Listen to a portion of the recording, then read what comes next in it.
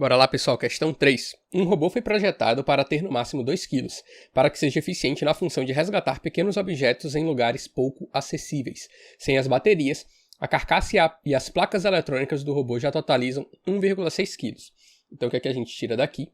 Que a massa, digamos assim, Bzinho da bateria é 400 gramas, justamente 2 kg menos 1,6 kg, 0,4 kg, que é a mesma coisa que 400 gramas. A proposta do projeto é utilizar baterias de níquel-cádmio conectadas em série, sendo que cada uma pesa 50 gramas. Ou seja, se ao todo temos 400 gramas de bateria, cada uma pesa 50 gramas, se a gente divide o peso total pelo peso de cada uma, a gente descobre então que são 8 baterias. Da massa total da bateria de níquel-cádmio, apenas 60% está relacionado à massa útil dos componentes cádmio, óxido de níquel, 3 e água. No processo de oxirredução que gera energia elétrica da bateria, consome-se 22,5%. Aqui eu acho que a gente, como ele já vai começar a dar os dados, é bom a gente organizar isso aqui logo de cara. Então vamos lá. Primeiro dado que a gente tem. 60% da massa é massa útil, ou seja, é massa aqui desses compostos, desses componentes. Então, se a gente tem aqui, tratando 50 gramas de cada uma das baterias, a gente tem 0,6 vezes 50, que é a mesma coisa que 6 sobre 10 vezes 50. Então aqui, 30 gramas é a massa útil de cada bateria. Agora, vamos começar a separar os dados para cada componente que a gente tem. Vou fazer isso desse lado aqui da folha. Então vamos lá. Para o cádmio, a gente tem, 22,5% da massa útil. 18 em níquel. E, por fim, 7,2% em água. Sabendo que o robô deve ter autonomia para trabalhar continuamente durante 9 horas e 24 minutos e que a resistência equivalente do seu circuito totaliza 28 ohms, então cada bateria desse robô deve fornecer no mínimo uma DDP D, e aqui a gente tem alguns dados. Primeiro, constante de Faraday e as massas molares, que a gente já vai registrar aqui. Vamos chamar aqui de M. M, massa molar. Aí a gente já agrega aqui na nossa própria tabela. Então do cádmio a gente tem 112,4. Para o níquel, a gente vai ter 90,7. E para a água, a gente vai ter 18. Que era para estar em roxo, né? Mas enfim. E pronto. Agora, outro fator aqui que é importante a gente ter em mente é a quantidade de gramas que a gente tem de cada composto desse. Ou seja, vamos colocar aqui gramas. E aí como é que a gente descobre? A gente sabe que essa daqui, 30 gramas, é a quantidade de massa útil. E a gente sabe aqui a porcentagem de cada um desses compostos em relação à massa útil. Então, se a gente pega essa porcentagem e aplica aqui, a gente consegue descobrir a quantidade de gramas que tem cada um. Então, por exemplo, cádmio, ele vai ser 22,5% de 30. Como é que a gente pode fazer isso simplificando? A gente pega 22,5, multiplica por 3 e compensa nas vírgulas. Ou seja, eu vou fazer aqui um exemplo para vocês e depois ir completando as outras logo, já que é o mesmo raciocínio. Então a gente vai ter 22,5, que a gente, para simplificar, coloca 225, vezes 3, 5 vezes 3, 15, vai um 6 aqui, mais um 7, mais um ali, 6. Nesse caso, então, compensando as vírgulas, nós temos 6,75 gramas. Fazendo exatamente esse mesmo processo, a gente encontra aqui 5,4 gramas para o níquel e 2,16 gramas para a água. Agora que a gente tem todos esses dados, a gente precisa ter uma informação meio que como se fosse externa da questão, que é saber a proporção aqui da relação. Para a gente descobrir primeiro, porque a gente precisa, no final das contas, calcular aqui qual é a tensão de cada bateria. Para a gente calcular essa tensão, sabendo que a gente tem a resistência, e como a gente tem a constante de Faraday, a gente tem a quantidade de carga, e a corrente ela é a quantidade de carga que flui por um determinado período de tempo, então isso aqui a gente calcula a corrente. multiplicando pela resistência, a gente consegue saber qual deve ser a tensão, para conseguir garantir essa energia durante todo esse período de tempo. Então, a gente precisa saber quantos elétrons vão ser gerados, quantos mols de elétron vão ser gerados aqui nessa reação, já que corrente não é nada mais que um fluxo de determinados elétrons, de determinadas cargas elétricas durante um determinado período de tempo. Então, aqui meio que eu não encontrei nenhuma outra forma que dá para extrair isso direto da questão, a não ser montando a própria equação e tudo mais. Mas caso você já saiba, por exemplo, que o NOx do cádmio ele é mais 2, a gente sabe então que dentro dessa reação, cada uma parcela de cádmio vai produzir, cada 1 mol de cádmio, melhor dizendo, ele vai produzir então 2 mols de elétrons. Então agora a gente só precisa, sabendo quantidade de massa molar, a gente calcula a quantidade de mol para cada, a gente até pode calcular para cada um, mas no final só precisa da proporção aqui do cádmio. Pega isso e dobra, já que a proporção é 1:2 da quantidade de elétrons. Com base nessa quantidade aqui de elétrons, a gente faz a relação, já que 96.500 coulombs equivale a 1 mol de elétrons, então x mol que a gente vai achar vai equivaler a quanto? A gente pega isso, divide pelo tempo, multiplica aqui, acha a tensão, e depois a gente continua avançando. Então agora, vamos se concentrar em primeiro descobrir qual é o mol de cada componente aqui. Então, vamos criar aqui como se fosse uma outra categoria, mol. Como é que a gente calcula o mol? O mol, ele é a relação entre massa, que é o que a gente tem aqui como grama, dividido pela massa molar, ou seja, 6,75 dividido por 112,4, 5,4 dividido por 90,7 e por aí vai. Então, efetuando essas divisões, a gente chega aqui.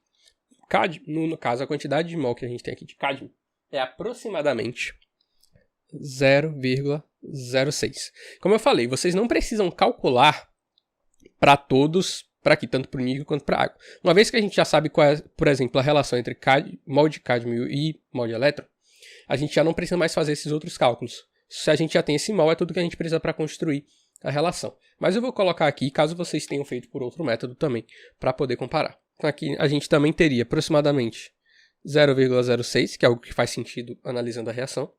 E aqui para a água teríamos 0,12 mol. Então, novamente, a gente já sabe quanto é que a gente tem mol de cádmio, quanto de mol de cádmio a gente tem.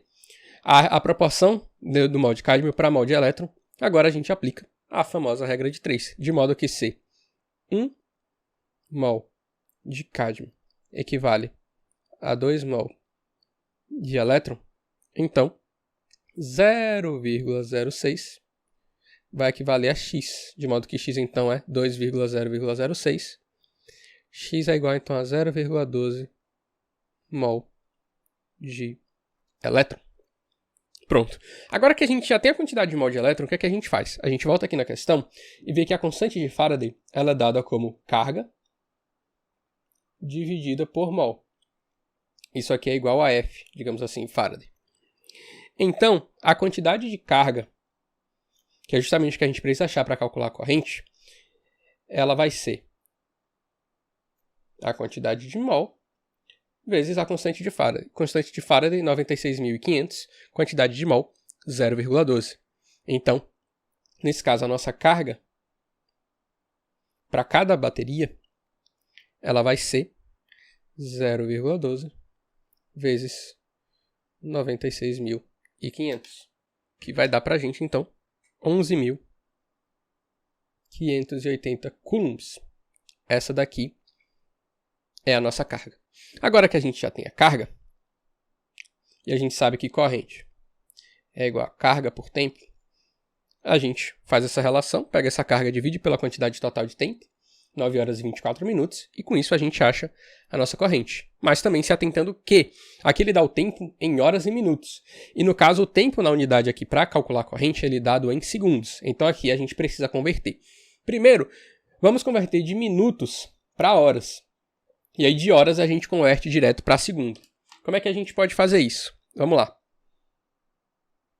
puxar aqui essa informação a partir daqui.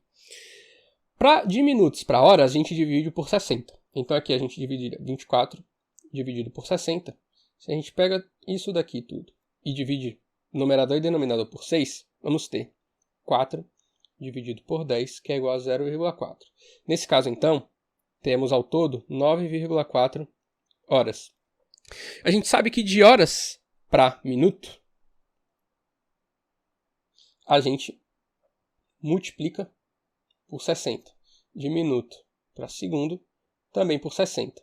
Então, de hora para segundo, a gente multiplica por 3.600. Que então nos dá para a gente 33.840 segundos. Agora, a gente pega todas essas duas informações que a gente calculou, coloca aqui na equação da corrente e acha essa corrente. Então, vamos lá. I será igual a... Opa, mais para baixo, né? I será igual a 11.580 coulombs dividido por 33.840 segundos. Teremos, então, uma corrente de aproximadamente 0,34 ampere.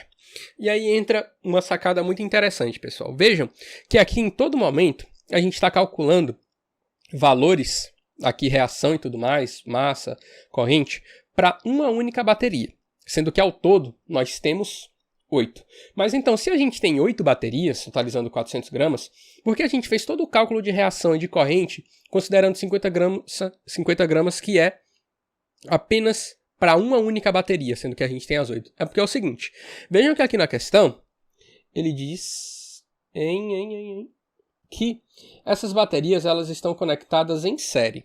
A partir do momento que elas estão conectadas em série, a corrente que vai estar circulando nesse circuito naquele momento, ela vai ser a corrente total de uma bateria. As correntes elas não vão se acumular. Ou seja, se eu tivesse 2 baterias de níquel-cádmio, a corrente total ela não seria 2 vezes 0,34. Ela continuaria sendo 0,34. Porque como essas baterias elas estão em série, o que a gente vai ter acumulando, na verdade, é a tensão. Ou seja, 2 baterias juntas elas vão produzir 2 vezes mais tensão. Mas a corrente é a mesma de uma única bateria atuando. Circuito em série, a corrente ela se mantém a mesma por todo o circuito. Elas não vão se acumular. Essas baterias elas vão estar meio que interligadas, digamos assim, e aí elas meio que vão funcionar como uma só, que produz uma quantidade maior de tensão, mas que está na mesma quantidade de corrente que apenas uma bateria. Por isso que a gente calculou a corrente produzida por uma bateria, porque no final das contas essa vai ser a corrente que vai estar circulando no circuito. Então, vamos lá. A gente sabe essa corrente, a gente sabe aqui também a resistência, e a gente sabe que, segundo a lei de Ohm, a tensão é o produto entre resistência e tensão, que no nosso caso então vai ser o produto entre 28 e 0,34, que é, então, 9,52 volts. Ou seja, para conseguir manter todo esse circuito ligado por 9 horas e 24 minutos, tendo uma resistência interna de 28 ohms, a gente precisaria, então, de 9,52 volts. Mas como a gente tem 8 baterias, esses 9,52 volts vão estar distribuídos entre essas 8 baterias, ou seja, dividido pelas 8. Assim, cada bateria vai então ter que fornecer 1,19 volts. Assim, quando o circuito estiver montado e operando, essa quantidade de tensão fornecida por cada bateria vai se acumular ao ponto de chegar aos 9,52, que vai ser necessário para manter essa corrente de 0,34 ampere por 9 horas e 24 minutos. Então, mais uma vez, recapitulando, a corrente que vai estar circulando no circuito é a corrente equivalente apenas de uma bateria. Porque, como a gente tem a associação de bateria em série, o que vai se acumular vai ser a tensão final do circuito. A corrente ela vai ser a mesma corrente como se tivesse apenas uma bateria. Porque na prática é como se todas essas fontes de tensão elas estivessem acumulando em uma fonte maior, mas acumulando justamente a tensão e não a corrente que vai se manter a mesma. Então por isso a gente calcula a corrente como se fosse apenas de uma bateria, mas quando a gente calcula a tensão, a gente divide para as 8 baterias totais, porque elas vão estar de fato divididas entre todas essas baterias e com isso a gente chega aqui à resposta correta da questão 3, é a letra B.